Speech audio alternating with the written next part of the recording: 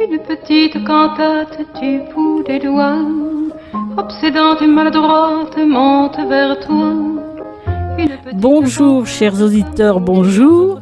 Aujourd'hui, je vais vous parler d'une femme qui est très peu connue et pourtant qui a eu un rôle important dans le mouvement surréaliste. Il s'agit de l'épouse d'André Breton, appelée Simone Khan. Puis ensuite, elle a divorcé de lui et elle s'est appelée Collinet.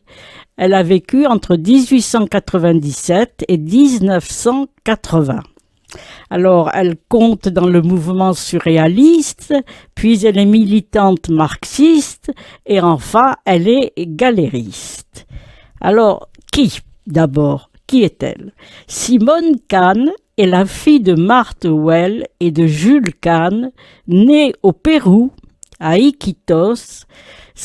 Il y a l'adresse où son père possédait une exploitation de caoutchouc. Ses parents rentrent à Paris en 1899.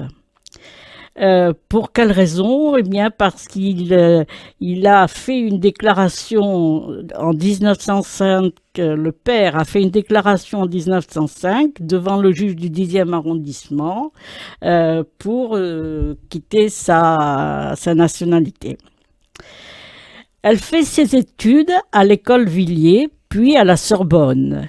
Elle fréquente la librairie d'Adrienne Monnier et s'intéresse aux artistes d'avant-garde.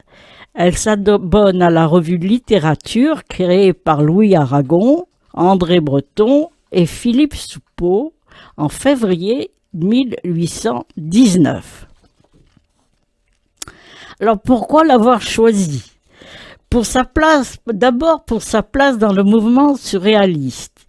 La trajectoire singulière de Simone Khan mérite un surcroît d'attention à l'heure où les musées s'attachent à rendre hommage à la place des femmes dans le surréalisme.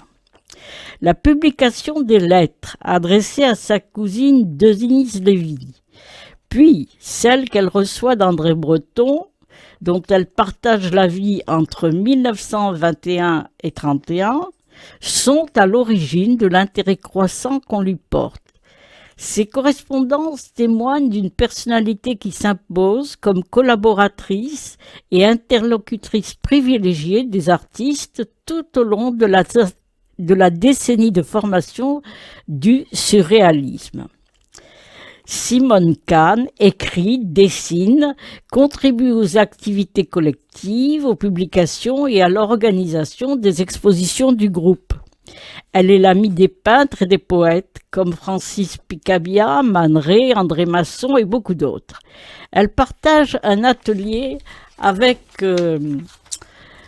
Breton au 42 rue Fontaine et commence une collection qu'elle continuera d'enrichir sa vie durant. Pour ces galeries ouvertes après la Seconde Guerre mondiale, il y a deux galeries, Galerie Artistes et Artisans en 1948 et Furstenberg un peu plus tard, qui accueillent plus d'une cinquantaine d'événements entre 1954 et 1965. Alors, que retenir d'elle? D'abord, son cheminement dans le mouvement surréaliste, ensuite sa participation au mouvement trotskiste, et enfin sa carrière de galériste. Par l'intermédiaire de son amie Bianca Maclès, fiancée à Théodore Frankel, elle fait la connaissance d'André Breton au Jardin du Luxembourg en juin 1920. Ils se marient un an plus tard, le 15 septembre 1921. Paul Valéry est le témoin de Breton, ainsi que son frère Gaston. Avec sa cousine et sa confidente Denise Lévy, future femme de Pierre Naville, vivante à Strasbourg, elle commence une correspondance régulière. Elle la tient au courant de ses rencontres, de ses lectures, des publications, des activités, des dadas et des surréalistes. De même avec Breton. De sa rencontre à sa rupture en 1929, elle aura une relation épistolaire conséquente à chaque fois qu'ils seront séparés. Contrairement aux autres femmes qui participent aux réunions des surréalistes, seule Simone donne son avis et Breton la questionne volontiers, car elle est, dit-il, une petite encyclopédie vivante. De tout le groupe, elle est la seule à avoir lu le Capital de Karl Marx en entier. Mais après sa rencontre avec Suzanne Musard, en 1927, André Breton demande le divorce et il l'obtient en novembre 2 ans plus tard. Alors ça, c'est le premier point à retenir, son cheminement dans le mouvement surréaliste. Il y en a un deuxième, c'est sa participation au mouvement trotskiste. Dans les années 30, elle mène une activité politique et fréquente les intellectuels proches de la gauche trotskiste. En 1932, elle rencontre le professeur de mathématiques, membre du Parti communiste, Michel Collinet, qu'elle épouse en 1938.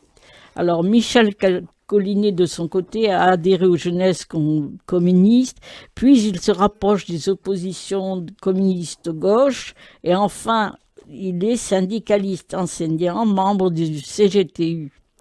En octobre 1935, il adhère à la section française de l'Internationale ouvrière, la SFIO, et participe à la création de la tendance gauche révolutionnaire.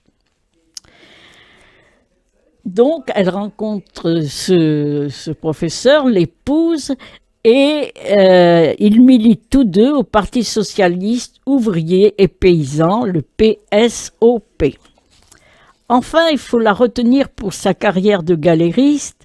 En 1948, elle dirige la galerie Artistes et Artisans, 31 rue de la Seine à Paris, puis de 54 à 65, la galerie Furstenberg, 2 rue Furstenberg, où elle n'expose que des artistes surréalistes. Elle écrit plusieurs textes sur l'art plastique surréaliste, dont celui d'une conférence qu'elle tient dans plusieurs pays d'Amérique latine, comme au Pérou. En 1975, pour le catalogue d'une exposition sur les cadavres exquis organisée à la galerie Schweppes, elle écrit un texte précis et informatif sur l'origine de ce jeu.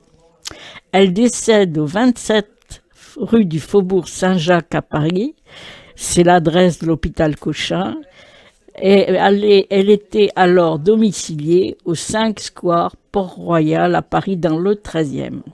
Alors pour aller plus loin, malheureusement, il n'y a aucun texte en français, tout est en anglais, absolument tout est en anglais. Voilà, merci chers auditeurs, à la semaine prochaine. Une petite cantate du bout des doigts, obsédante et maladroite, monte vers toi. Une petite cantate comme nous jouions autrefois, seule je la joue maladroite.